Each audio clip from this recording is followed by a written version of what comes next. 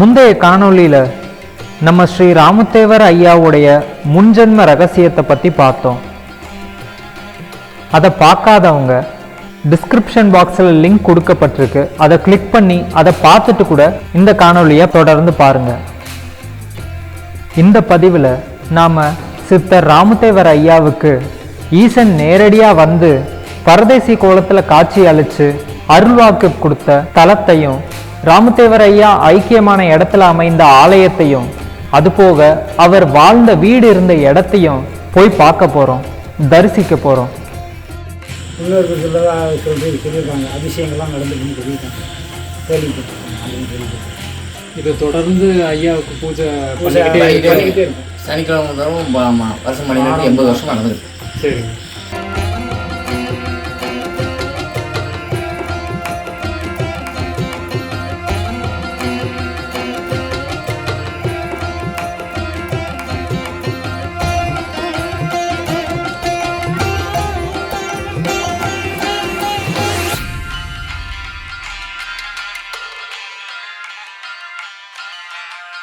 கருவாடு குழம்பு நான் சாப்பிட்டேன்ல, உன் மிந்தி இப்படி ஓன்னு கக்குனாரு. கக்குன உடனே பூரா மல்லி இருக்கும். ஆமா, செத்து போட மாடு. நான் மருந்து கொடுக்க என்னை பாஞ்ச எல்லாத்தையும் என்னை மிதிச்சு விட, நீங்க எல்லாரும் சேர்ந்து அமைக்குங்க. சாமி செத்து போய் சாமி மாடு, அதை அமைக்கங்கப்பா அப்படின்ட்டு ஒரு அமைக்க எல்லாரும் அமைக்கிட்டு மருந்து கொடுத்தாரு. எந்திரிச்சு திடீர்னு 50 பேர் தூக்கி எந்திரிச்சு மாடு முரட்டு மாடு, நல்ல மாடு எந்திரிச்சு. ஐயாவுக்கு கோவில் கட்டி கும்பிடுற அளவுக்கு அவர் என்னென்ன அதிசயங்களை செஞ்சாருன்னு, அற்புதங்களை நிகழ்த்தினாருன்னு அதை அறிஞ்சவங்க சொன்ன சாட்சியங்கள் அடுத்தடுத்த காணொளியில வெளியிடப்படும்.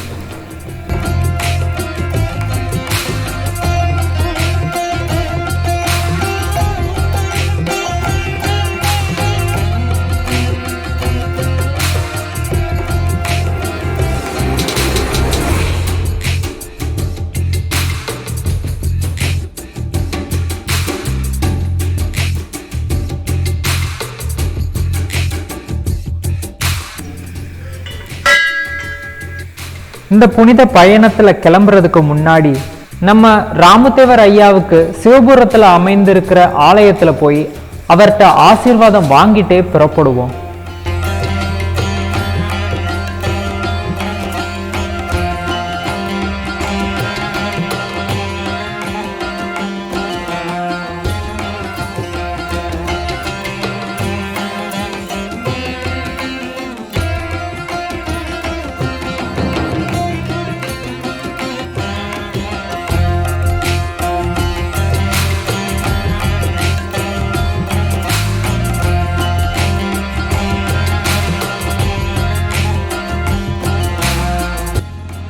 அது வந்து ஸ்ட்ரைட்டாக இந்த ரோடு வந்து முதுகுளத்தூர், அப்புறம் பரமக்குடி, மதுரை அந்த லைன் போகிற ரோடு இது. ஸோ முதுகுளத்தூர் தான் இங்கே உள்ள கனெக்டிங் சிட்டி, பெரிய சிட்டி. அந்த சிட்டியிலேருந்து இது வந்து கடலாடி, சாயல்குடி, அப்புறம் வந்து வேம்பார், தூத்துக்குடி, திருநெல்வேலி அந்த சைடு போகிறதுக்கு இந்த ரோடு. ஸோ அப்படியே இப்போது போகிற வழி முதுகுளத்தூர் டு கடலாடி, சாயல்குடி அந்த ரோட்டில் ஒரு 4-5 கிலோமீட்டர்லேயே ரைட் சைடு கட் ஆகும் ஏனாதின்ற கிராமம். இது வந்து ஏனாதி கோயில், ராமதேவர் ஐயா ஆலயம் போகிற வழி. அது வந்து முதுகுளத்தூர் நான் சொல்லியிருந்தேன் இல்லையா, அதே மாதிரி இது வந்து சாயல்குடி ரோடு. பக்கத்துலேயே இந்த ஏனாதி திரும்புகிற முக்குக்கு பக்கத்துலேயே முனியங்கோயில் விளக்குன்னு ஒரு ஸ்டாப். அங்கேருந்து பார்த்தீங்கன்னாலே ஆஞ்சநேயர் ஐயா இப்போது உள்ள ஐயா வந்து கோயில் கட்டி ஸ்கூல் பில்டிங் தெரியும். அதுதான் சிவபுரம்.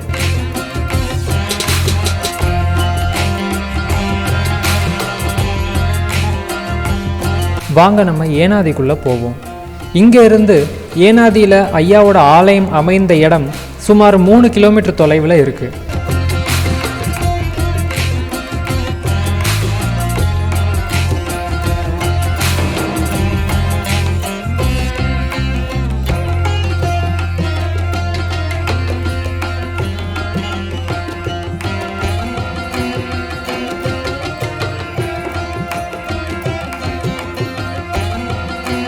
நான் சொன்னேன் இல்லையா, ராமுத்தேவர் ஐயாவுடைய நினைவாலயம் இதுதான். ஏனாதி கிராமத்துக்கு உள்ள நம்ம வந்துட்டோம். இங்கே தான் ஐயாவுடைய உடல் ஐக்கியமாக்கப்பட்டு அவருக்கு ஆலயம் அமைச்சு வாரம் வாரம் எல்லா சனிக்கிழமையும் சாயந்தரமா சிறப்பான பூஜைகள் நடைபெற்றுக்கிட்டு இருக்கு. இன்னைக்கும் சனிக்கிழமை தான். சாயந்தரம் பூஜை நடக்கும் போது நம்ம உள்ள போய் பார்ப்போம். எப்படி இருக்கு, எப்படி பூஜை பண்றாங்கன்றத நம்ம சாயந்தரம் உள்ள போய் பார்ப்போம். இப்போ நம்ம ராமுத்தேவர் ஐயாவுக்கு சிவபெருமான் சாக்ஷாத் ஐயாவுக்கு நாக்குல அருள்வாக்கு கொடுத்த இடத்த போய் பார்க்க போறோம். பரதேசி கோயில்னு சொல்லுவாங்க, அங்க போவோம் வாங்க.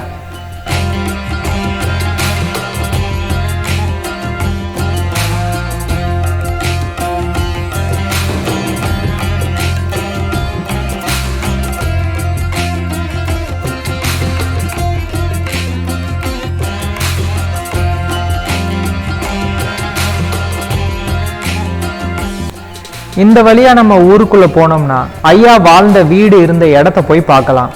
நம்ம இப்போ பரதேசி சிவன் கோயிலை போய் தரிசிச்சுட்டு இங்க திரும்ப பார்ப்போம்.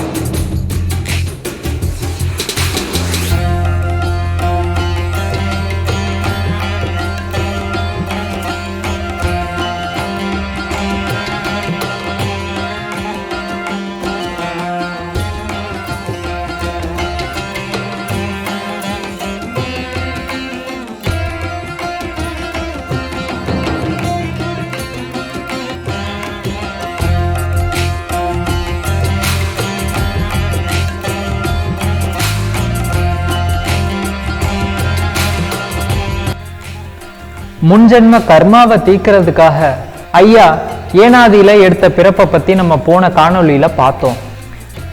தான் குடும்பத்துல இருந்த பிரச்சனைகளால விரக்தியின் உச்சத்துல இருந்த ஐயா ஒரு நாள் ஆடு மேய்ச்சிக்கிட்டே நீங்க பாக்குற இந்த கம்மாக்கரை ஓரமா வந்திருந்தாங்க. ஆடுகளை மேய விட்டுட்டு ஒரு புளிய மரத்து அடியில இங்க கரையோரமா சாஞ்சு தேம்பி தேம்பி அழுதுட்டு தனக்குள்ளேயே புலம்பிக்கிட்டு இருக்காரு. அப்படி இருக்கும்போதுதான் எம்பெருமான் ஈசன் ஒரு பரதேசி கோலத்துல கையில திருவோடோட பின்னாடி நிக்கிறாரு. அவரை எழுப்புறாரு. ஏன்பா அழுதுட்டு இருக்கன்னு கேக்குறாரு.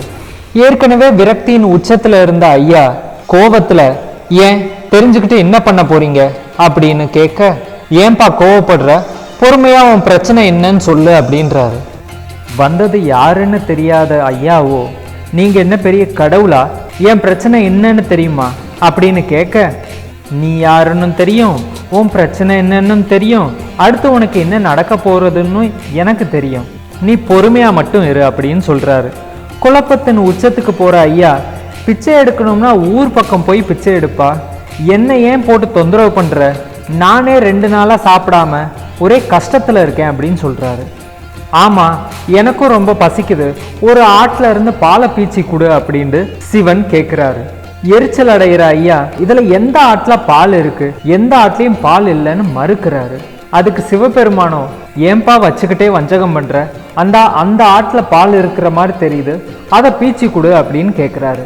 சிவபெருமான் கை காட்டினதோ குட்டியே ஈனாத பாலே வராத வரட்டு ஆடு.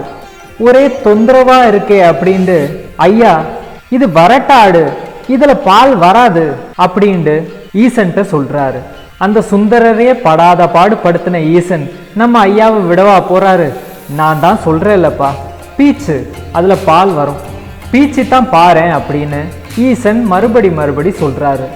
இதுனடா பெரிய வம்பா போச்சு, தொல்லை தாங்கலையே அப்படின்ட்டு ஒரு பக்கம் எரிச்சலும் இன்னொரு பக்கம் சிறிய குழப்பத்தோடையும் ஐயா வேற வழி இல்லாம அந்த திருவோட வாங்கி பீச்சுறாரு. பீச்சினவருக்கோ பேர் அதிசயம். ஒரே ஒரு காம்புல இருந்தா பீச்சுறாரு. அது விழுந்த பாலே திருவோடு நிரம்பி பால் பொங்கி கீழே வடிகிற அளவுக்கு வந்துருது. வந்தது சாதாரண மனுஷன் இல்லைன்னு புரிஞ்சுக்கிட்ட ஐயா நடுங்கிக்கிட்டே, சாமி நீங்க யாருன்னு தெரியாம புரியாம நான் எல்லாத்தையும் பேசிட்டேன், தயவு செஞ்சு தப்பா எதுவும் எடுத்துக்காதீங்க, என்னை மன்னிச்சிருங்கன்னு மன்னிப்பு கேட்குறாரு. ஈசனும் சிரிச்சுக்கிட்டே கண்ணை மூடிட்டு நாக்க நீட்டுப்பான்னு சொல்கிறாரு. தன்னிலை மறந்த ஐயா ஈசன் என்ன சொல்கிறாரோ அதை அப்படியே கேட்குறாரு. கண்ணை மூடிட்டு நாக்க நீட்டி தன்னிலை மறந்து இருக்கிறார் ஐயா. அந்த நேரம் ஈசன் தன்னுடைய சூலாயுதத்தால் அவரோட நாக்கில் திருவாக்கான அருள்வாக்கு எழுதுறாரு.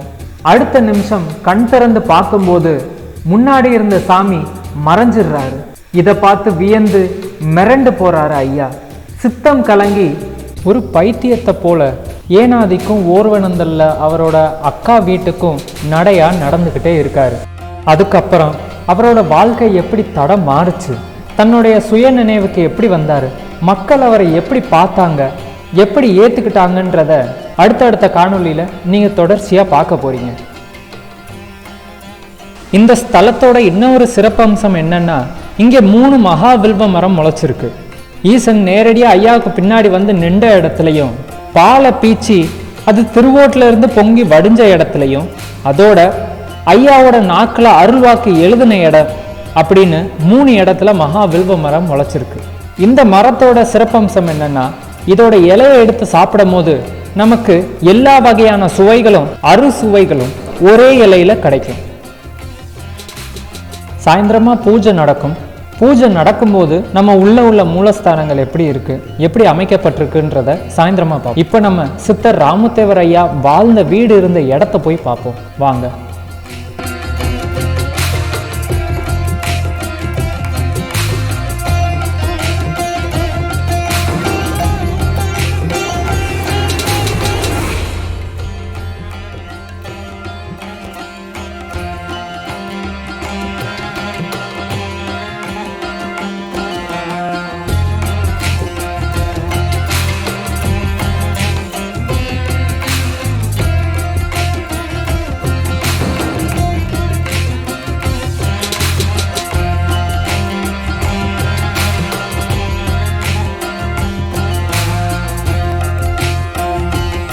இதுதான் ராமுத்தேவர் ஐயா வாழ்ந்த இடம். இந்த இடத்த மட்டும் இப்போதைக்கு அவர் ஆசி பெற்ற சிவபுரம் ஐயா ராமுத்தேவர் ஐயாவோட பேரன்மார்களும் சேர்ந்து கம்பிவேலி போட்டு பாதுகாத்து வச்சிருக்காங்க.